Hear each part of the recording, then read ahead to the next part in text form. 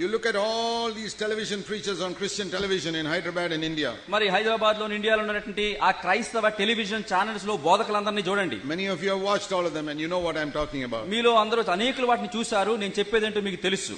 90% of them are American.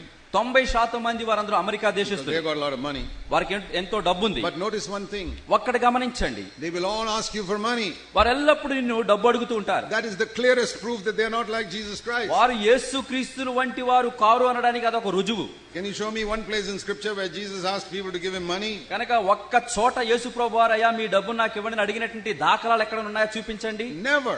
ఎప్పుడు యేసుప్రభు అడగలేదు. How can you represent Jesus Christ who never asked for money by asking people to give money? యేసు ప్రభు వారి యొక్క ప్రతినిధిగా ఉండి మీరు ఆయన అడగనప్పుడు మీరెలాగా డబ్బు ఇతరుల నుంచి అడుగుతూ ఉంటారు? Is it right to receive money if somebody gives it voluntarily? ఎవరైనా స్వచ్ఛందంగా మనకు డబ్బు ఒకళ్ళ ఇస్తే అది తీసుకోవడం మరి సరైనదేనా? Without being asked? మరి అడగకుండా వాళ్ళు ఒకళ్ళ స్వచ్ఛందంగా ఇస్తే అది సరైనదేనా? Then it is right. అది సరైనదే తీసుకోవడం. We read in Luke chapter 8 verse 3. లూకాసు వార్త 8వ అధ్యాయం 3వ వచనం చూస్తాం. That there were certain people who give their money to Jesus to support him and he received it. లూకాసు వార్త 8వ అధ్యాయం 3వ వచనంలో కొంతమంది ప్రజలు వచ్చారు, ఆయనను సమర్థించడానికి కొంత ధనం ఇచ్చారు, అది ఆయన స్వీకరించారు. Joanna, Susanna, many others were contributing to their support out of their private means. చూచినట్లయితే హోసన్నయు సూజన్నయు ఆయనతో కూడా ఉండిరి. ఇన్నేకులు వచ్చి తమకు కలిగిన ఆస్తితో వారికి ఉపచారం చేయించి వచ్చిరి. The same thing with the apostles. అపోస్తలులతో కూడా అదే జరిగింది. You never read of any apostle asking for money to support himself. ఏ అపోస్తలుడు కూడా నేను దేవుని సేవ చేస్తున్నాను నాకు ధన సహాయం చేయండి అని ఎప్పుడు అడగలేదు. Jesus told the rich man, sell your goods and give the money not to me but to the poor. ఆ ధనికుడైనటువంటి యవ్వనస్తుడైన అధికారిని యేసుప్రభు అన్నారు, నీ కలిగిన యావదాసును అమ్మివేసి నాకివ్వకు, పేదలకు పంచు. The apostle Paul said in 2 Corinthians 8 and 9 chapters. 2 కొరింథీ 8వ అధ్యాయం 9వ అధ్యాయంలో అపోస్తలుడు పౌలు అన్నాడు, he said give money to the poor people. ఇదిగో మీ ఆస్తిని పేదలకు పంచుడి. Never once in the whole Bible do you read of any prophet or apostle saying give me money for my ministry or my work. నా కోసము నా పరిచర్య కోసము ధన సహాయం చేయండి అని పాత నిబంధనలో గాని క్రొత్త నిబంధనలో గాని ఏ ప్రవక్త గాని ఏ యొక్క అపొస్తలుడు గాని ఎప్పుడు ధనాన్ని వారు ఆశించలేదు, కోరలేదు. I'll tell you who did ask for money. అయితే ఎవరు అడిగారో నేను చెప్తాను. The false prophets. మరి అబద్ధ ప్రవక్తలు like Balaam, బిలాము వంటి వారు, గెహాజీ వంటి వారు. These are the ones who ask for money. డబ్బు ఆశ కలిగి అడిగిన వాళ్ళు వాళ్ళే. So who are these television preachers like? ఎవరండి ఈ టెలివిజన్ బోధకులు? ఎవరిని పోలి ఉన్నారు? Are they like Jesus and Paul or they like Balaam and Gehazi? యేసు వలే పౌలు వలే ఉన్నారా, గెహాజీ వలే, లేకపోతే మిగతా వారు బిలాము వలే ఉన్నారా? You decide yourself. నీకు నీవే నిర్ణయం తీసుకో. How stupid can you be to send money to these false prophets? వాళ్ళు అడుగుతూ ఉంటే అబద్ధ ప్రవక్తలకు డబ్బు పంపి ఎట్లా వెర్రివాడగా మారగలవు నువ్వు? You say but God's work needs money. అయితే మీరు అనొచ్చు దేవుని వాక్యంలో ఉంది కదా మరి డబ్బు గురించి చెప్పబడుతుంది. But God is not a beggar. అయితే దేవుడు భిక్షగాడు కాడు. And God's servants are not beggars. దేవుడు కానప్పుడు ఆయన యొక్క దాసులు సేవకులు కూడా అడుక్కునేవారు car. We have degraded the kingdom of God to such a low level. కాబట్టి దేవుని యొక్క గొప్ప రాజ్యాన్ని మనం ఇంత దుస్థితికి మనం తీసుకురాకూడదు. Supposing one day you saw in the television somebody came to your house.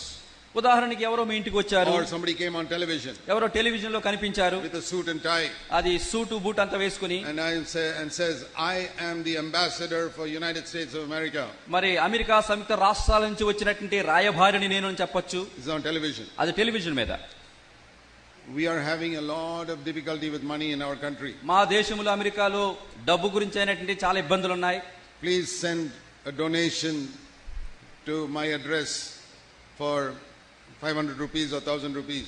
500 మీకు తోస్తే ఒకవేళ 1000 రూపాయలు నీ కింద ఉన్న చిరునామాకు మీరు డొనేషన్లు ధన సహాయం పంపించండి అని అడిగితే, can you imagine ambassador of America degrading America like that? America దేశానికి చెందినటువంటి రాయబారి తన దేశపు పరువు ప్రతిష్టను కిందకి తగ్గించేసి అడుక్కుంటుంటే మీరు ఊహించుకోగలరా? Even the ambassador of the poorest African country will not stand like that in television and ask. వాస్తవానికి ఎంతో పేద దేశంగా చెందినటువంటి ఆఫ్రికా దేశము ఏ దేశము కూడా ఆ రాయబారి టెలివిజన్ లో నిలబడి డబ్బులు అడుక్కోరు. And if somebody comes like that, you'll say that is not the real ambassador, he's a fake. ఒకవేళ ఎవరైనా సరే అట్లా కనపడి డబ్బులు అడుక్కుంటే మీరు చెప్పాలి అసలైన రాయబారి కాదు, ఇతడు నకిలీ రాయబారి. No ambassador of any country will degrade himself to beg on television for money from Indian people. ఏ దేశపు రాయబారి కూడా భారతదేశీయులు డబ్బు అడుక్కుంటూ తన దేశ ప్రతిష్టను దిగజార్చలేడు. But another day on television, అయితే మరొక రోజు టెలివిజన్ లో one man stands there with suit and tie. మరొక ఆయన మరి సూట్ వేసుకుని టై కట్టుకుని నిలబడతాడు. I am an ambassador of Jesus Christ. నేను ప్రభువైన యేసు క్రీస్తు వారి యొక్క రాయబారిని, Please give me money. నాకు ధన సహాయం చేయండి. Then we believe it. మనం నమ్మేస్తాం. Oh, this is an ambassador of God. ఓయిన దేవుని రాయబారి. That means the kingdom of God is lower than even the poorest African country. అంటే ఆఫ్రికా దేశంలోని పేద దేశము కంటే కూడా దేవుని యొక్క రాజ్యం ఇంకా పేదదైపోయింది అన్నమాట. That means Almighty God has been reduced to the level of an outright beggar. అయితే సర్వశక్తిమంతుడైన దేవుడు భిక్షకుడు కంటే కూడా తక్కువ అయిపోయాడు అన్నమాట. Like the beggars on the street, please give me money. ఇక వీధుల్లో అడుక్కుంటూ ఉంటాడు భిక్షకుడు, డబ్బు వేయండి డబ్బు వేయండి అని. I see no difference between those beggars and the beggars on Christian television. రోడ్ల మీద అడుక్కుంటున్నటువంటి ఆ యొక్క భిక్షకులకి తర్వాత టెలివిజన్ లో కనపడి దేవుని రాయబారి చెప్పి అడుక్కునే వారికి ఏ భేదం లేదు ఇప్పుడు. Or the leaders of Christian organizations who write letters to America and Europe ask for money. What? No difference between those beggars also. నిజానికి వీరికే కాదండి, క్రైస్తవ సంస్థల మీద నాయకులయ్యుండి అమెరికా దేశానికి ఉత్తరాలు రాసి మాకు డబ్బులు పంపించి అడుక్కుంటున్నారే నాయకులు, వాళ్ళు కూడా ఈ అడుక్కునే వాళ్ళతో సమానమే, ఏ భేదం లేదు. They're all beggars. వారందరూ అడుక్కునేవారే. And in my lifetime I heard only one man in this country who spoke against it. నేను నా జీవిత కాలంలో ఈ దేశంలో నుంచి ఒక వ్యక్తి ఈ డబ్బు అడుక్కోవడం నుంచి వ్యతిరేకంగా మాట్లాడాడు. That was a man who lived here in Hyderabad called Brother Bhakt Singh. ఆ వ్యక్తి ఈ హైదరాబాద్ లో నివసించాడు, మరెవరో కాదు సహోదరుడు Bakht Singh. He was the only man who had the courage to say these are all beggars. కనుక ఆయనకొక్కడికే ధైర్యం ఉంది, డబ్బులు అడుక్కునే వారందరినీ కూడా ఈ క్రైస్తవుని పిలిచి చెప్పాడు వీళ్ళు భిక్షకులు అడుక్కునేవారని చెప్పాడు. I thank God when I was 23 years old I got to know this man of God. దేవునికి స్తోత్రము, నేను 23 సంవత్సరాల వయసు ఉన్నప్పుడు ఈ గొప్ప దైవజనుడిని నేను తెలుసుకోగలిగాను. And the thing that challenged me about his life was his attitude to money. నిజానికి అతని జీవితంలో నాకు సవాలు విసిరింది ఏంటయ్యా అంటే డబ్బు విషయంలో ఆయన ప్రవర్తించిన ప్రవర్తన విధానమే. But in my entire life I've never heard any other Indian who speaks like him like about these beggars. Bakht Singh వలే మాట్లాడి ఖండించినట్టు మరొక మరి ఏ భక్తుడు కూడా భారతదేశంలో ఆ జీవితంలో ఎంతవరకు కనపడలేదు. He was a prophet of God, but we hardly have any prophets in India today. నిజానికి ఈ భక్త్ సింగ్ గారి ఖచ్చితంగా దేవుని యొక్క ప్రవక్త, కానీ మనకు భారతదేశం యొక్క ప్రవక్త ఎవరు లేరు. Multitudes of beggars but hardly any prophets. మరి విస్తారమైనటువంటి గుంపులు కొనిది ఆ యొక్క భిక్షకులు ఉంటున్నారు, కానీ దేవుని యొక్క ప్రవక్తలుగా ఎవరు లేరు. Beggars on television, beggars in Christian organizations. క్రైస్తవ సంస్థల్లో భిక్షకులు ఉంటున్నారు, టెలివిజన్ లో అడుక్కునేవారు ఉంటున్నారు. Look at so many Christian workers in India today. భారతదేశంలో అనేక మంది క్రైస్తవ పనివాళ్ళను చూడండి. Most of them never did a secular job in their life. అనేక మంది తమ యొక్క జీవితాల్లో ఆ యొక్క ఉద్యోగం చేసిన వారు.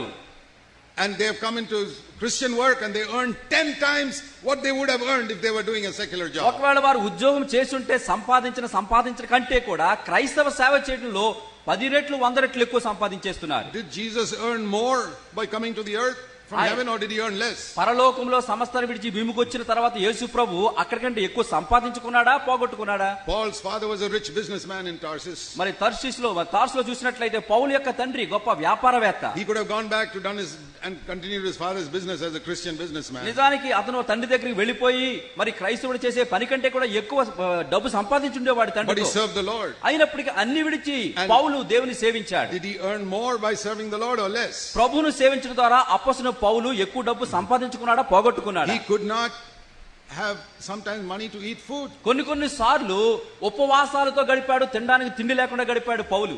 In Rome he was shivering in that prison and he wrote to Timothy, please send a blanket for me. రోమా చెరసాలలో చలికి వణుకుపోతున్నాడు, దుప్పటి కూడా లేదు. తిమోతికి పత్రిక రాసి నువ్వు వచ్చేటప్పుడు ఆ యొక్క కంబళి దుప్పటి తీసుకొని రా. These were true servants of God. వీరే నిజమైన దైవ దాసులు. I remember when 45 years ago 45 సంవత్సరాల క్రితం నాకు జ్ఞాపకం ఉంది. I left my job in the Navy.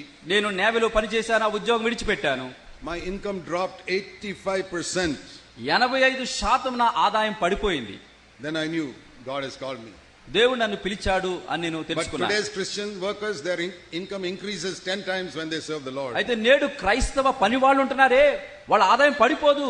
మామూలుగా ఉన్నప్పటి కంటే సేవ చేయడంలో 10% మరి ఎక్కువ 10 రెట్లు ఎక్కువ పెరిగిపోతుంది. That is why they have to beg on television and beg in letters to America and Europe. ఎందుకలా పెరిగిపోతుంది 10 రెట్లు? టెలివిజన్ లో వాళ్ళు అడుక్కుంటారు, అమెరికాకు అడుక్కుంటారు. I want to say that is a fake Christianity, and if you are supporting it, you are supporting a fake Christianity. నేను చెప్తాను ఏంటంటే అది క్రైస్తవ నకిలీ సేవ.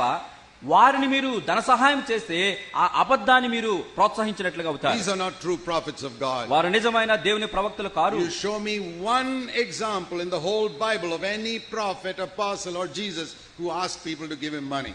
పాత నిబంధన గ్రంథంలో గాని క్రొత్త నిబంధన గ్రంథంలో గాని అపోస్తలులు గాని ప్రవక్తలు గాని యేసు ప్రభు గాని నాకు ధన సహాయం చేయండి అని అడిగారినట్లుగా ఒక్క సందర్భం చూపించండి. Jesus said in Luke 16, లూకా సువార్త 16లో ప్రభువైన యేసు క్రీస్తు వారు అన్నారు, in the whole world ఈ లోకమంతటితో there are only two masters.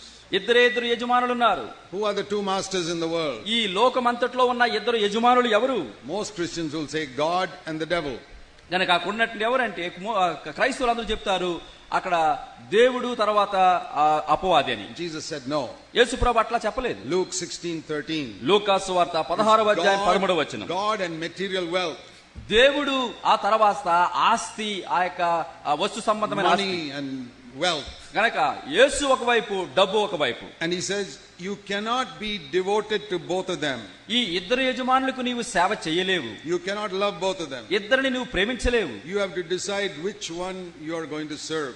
ఎవరు నీకు యజమానుడు, ఎవరికి సేవ చేయాలనుకుంటున్నావో నువ్వు తీర్మానం తీసుకోవాలి. How do you know if there's a servant standing here and there are two people both are saying this is my servant? కనుక ఇద్దరు యజమానులు అక్కడ ఉంటున్నారు, ఆ ఇద్దరు కూడా ఈయన నా దాసుడు ఎట్లా చెప్తున్నారు అనుకో. Supposing I am the slave. నేనే బానిసను అనుకోండి. And two people are standing here, both of them are saying I am their slave. ఇద్దరు యజమానులు వచ్చి నిలబడి అంటున్నారు, అతను అంటున్నాడు ఇతను నా దాసుడు అని, ఇద్దరు కూడా అంటున్నాడు నా బానిస అని. This is A and this is B.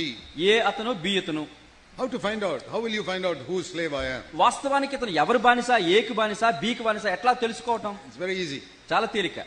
Tell them to call me. వారితో చెప్పండి నన్ను పిలవమని.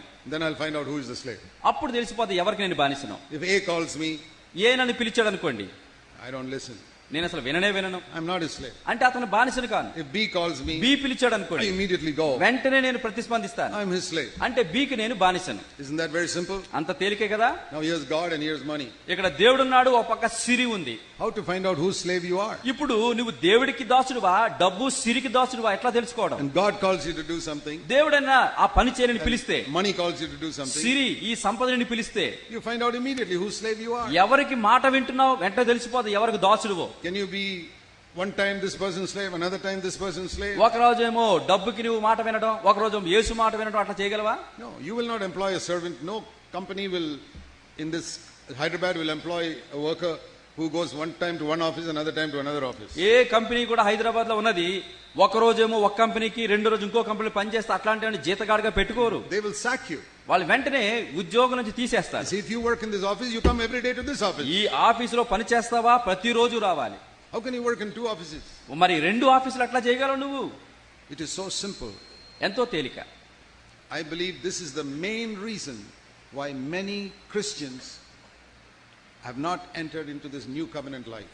నేను నమ్ముతున్నాను ఈ క్రొత్త నిబంధనలో అనేక మంది క్రైస్తవులు ఎందుకు చేరలేకపోతున్నారంటే దానికి కారణం ఇదే.